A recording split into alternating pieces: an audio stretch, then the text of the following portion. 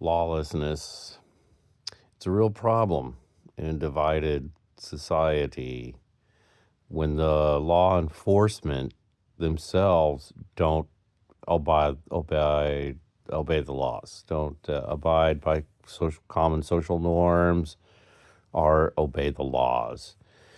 If we think that ex-military contractors and military personnel, people that need work, are getting bonuses per person they grab. See, then that's wrong. We need to talk about that. I don't hear much about that. I hear people do get paid. So if they go out in any given day, these ICE, quote unquote, ICE agents, they're not ICE agents. They just hire them. Boom. Here you go. Here's your badge. Oh, you're fresh out of prison? Awesome. Oh, you just murdered someone? Here's your badge. Here you go. Go ahead. Oh, you don't need to wear your badge. You can put your mask on. You don't have to be identified. You don't have to obey the laws. Just go out there and grab someone and you get a bonus. See, if that's the way that is, we really need to figure that out. We really need to set up. All the conservatives in the country are saying you have to obey law enforcement when you don't go along with law enforcement. Yeah, but ICE agents aren't law enforcement. That's the difference.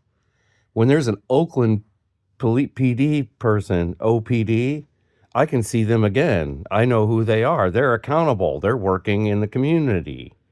When somebody shows up in a mask and just starts grabbing people, they're a kidnapper, right? They could just be a kidnapper. Anybody can impersonate that.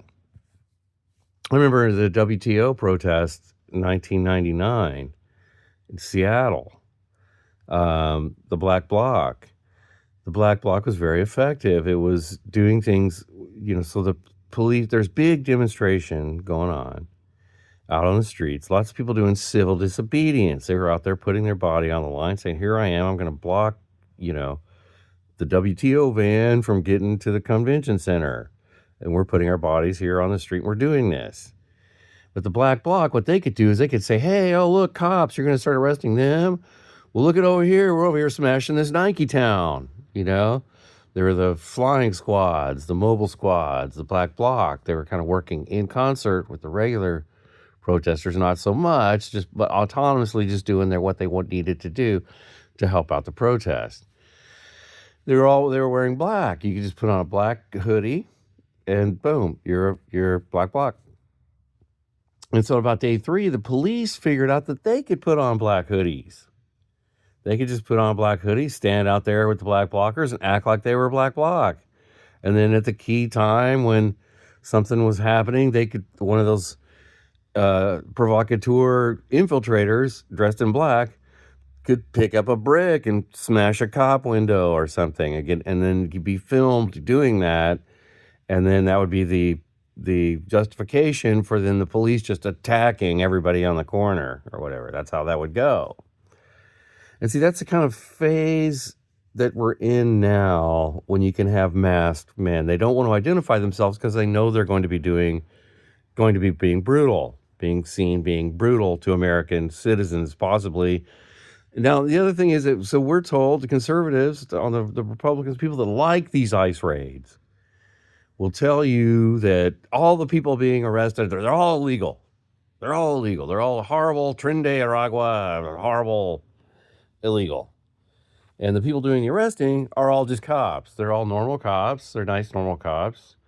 They're not just hired thugs that fail to identify themselves. No, they're cops. That's according to the conservatives. But the reality on the ground is that, yeah, people that feel kind of like paid thugs just show up and start grabbing nonviolent people at like Home Depots and stuff. And see, I'm letting you know that I myself, as an American with constitutional rights who respects other people and their rights, I can't tolerate that. I'm just letting you know I can't. If I'm at a Home Depot parking lot and someone in a mask shows up and grabs someone else, I'm going to go after the man in the mask who's grabbing people. I can't let him do that. I'm not going to let him get away thinking that he's just abducted someone. That's why you see these people dramatically blocking these trucks and these cars, because they don't know what's happening. Someone with the mask showed up and just grabbed someone. See, and they call them protesters. Oh, protesters. So I wouldn't be a protester really in that situation. I wouldn't be at a situation where I need to protest. I would be trying to go buy some 2x4s at Home Depot or something. And then as I'm doing that, I pull out and I notice there's masked men grabbing someone. See, so anyway, well, the point is that our society really is divided right now. People hate each other.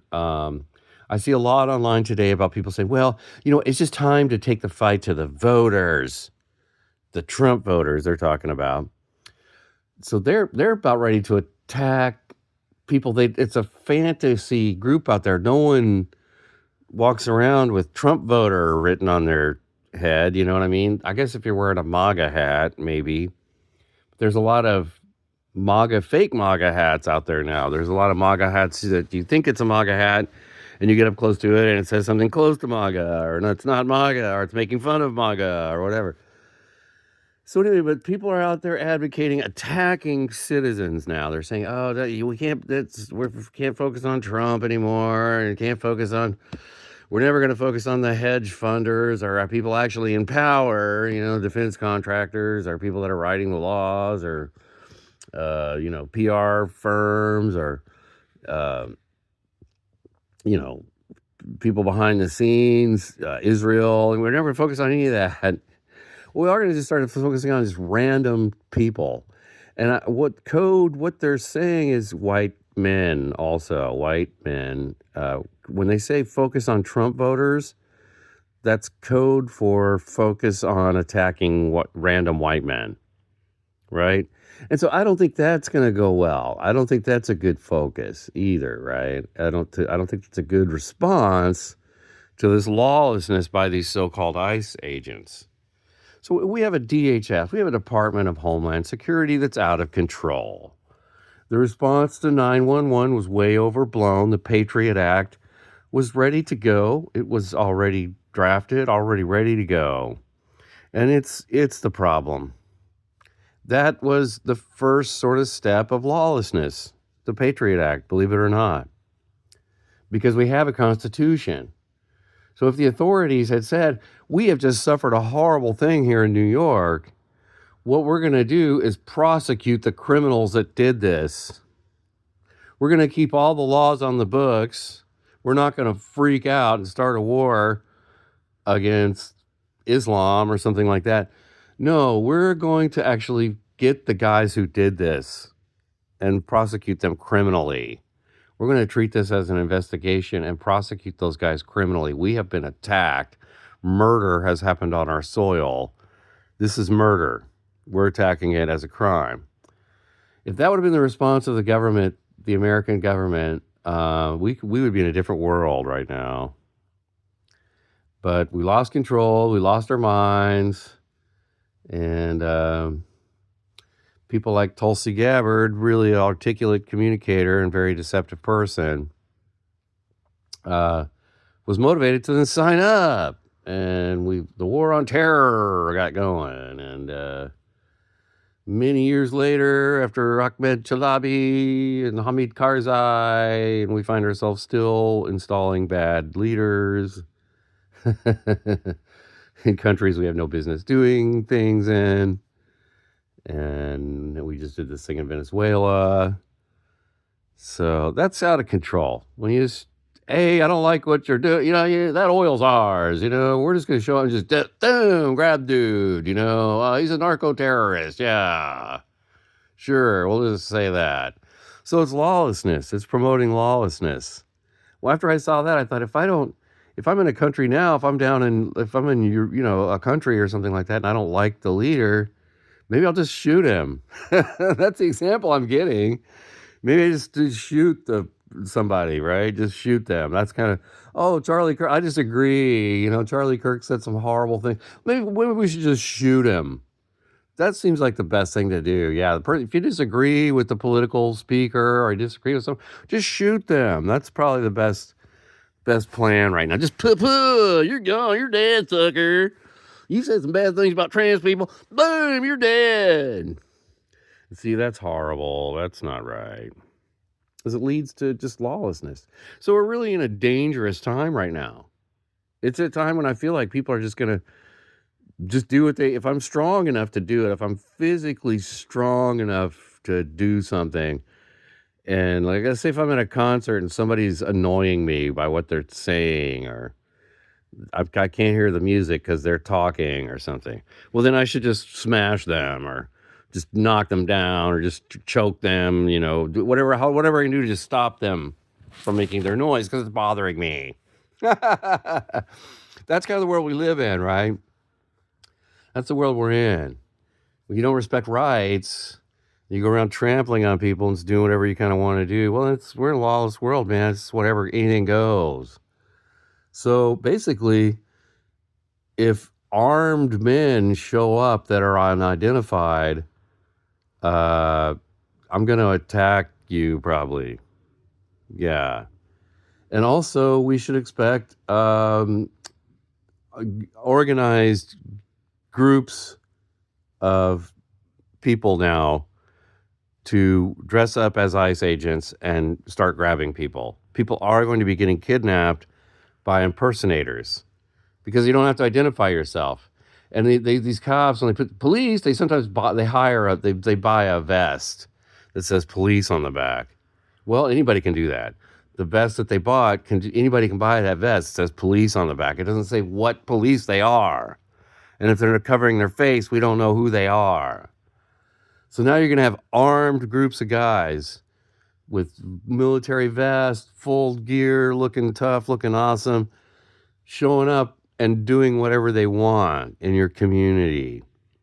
If you're in a poor community and you don't have good police anyway, or the police never come to your community, you're in one of those communities, 911 don't come to my town, If you're in one of those towns, you're just going to get brutalized. You're going to have no right. They're just going to just bash in your house and grab your mom, throw her in the van, drive off. What are you going to do? If you don't have bigger guns than them, right? So that's what it's getting down to. It's more brute force, bigger guns.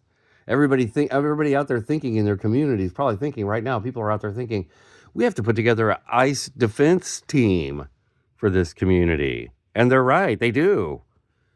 The ICE can show up anywhere and just start grabbing people. I don't want them to grab it. If they're going to grab people I know, I'm going to fight them, right? So, people are out there thinking, well, we got to get military vests, a bunch of military equipment, loke up, form a militia, so we can defend our neighborhood against ICE, right? And then when they're like, oh, look, we're out of money. Hey, look, let's just go over that other money and steal some money from those people, right? So they turn into a group of thugs. It all goes like post-perestroika Russia mafia thing, oligarchs with private armies running things. Maybe that's what they want. Maybe that's what they're headed. Nobody out there, there's no leader that's saying, hey, I'm stepping up. I'm the one that you like. Everybody, American people, I'm a well-liked political figure, and I'm sane and logical. I'm Jimmy Carter or something, you know what I mean? People didn't, a lot of Republicans didn't like Jimmy Carter, but Jimmy Carter, gosh darn, he was a likable guy. He's a really likable guy. He's a great ex-president. Not so great as a president with Zbigniew Brzezinski running everything, but very good as an ex-president. Anyway, get somebody everybody likes, who's logical, still has some authority, has some credibility. But we can't do it. No, there's no unity. There's no way to bring this country together anymore. What I see is this divided. I see the Podesta plan is in full swing to divide us. Is happening, and it's sad. And we're in this lawless state. Like I said, anybody now, a group with a SUV, 4 guys with an SUV and some vests and guns can do whatever they want. Basically, that's what we're being told.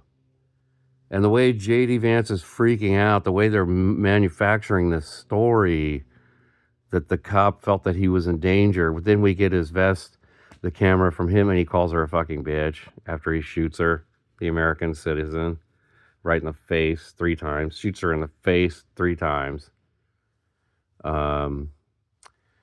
a lot of conservatives are saying, "Well, I don't disobey laws. I'm out there. I obey laws."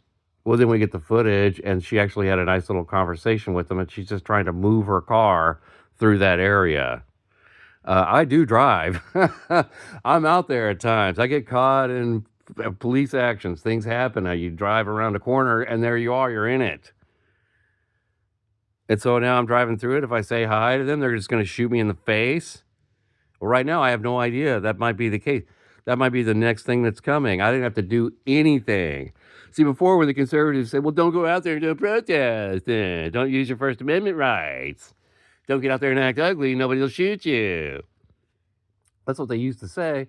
But actually, that woman wasn't acting that ugly. She wasn't doing that much.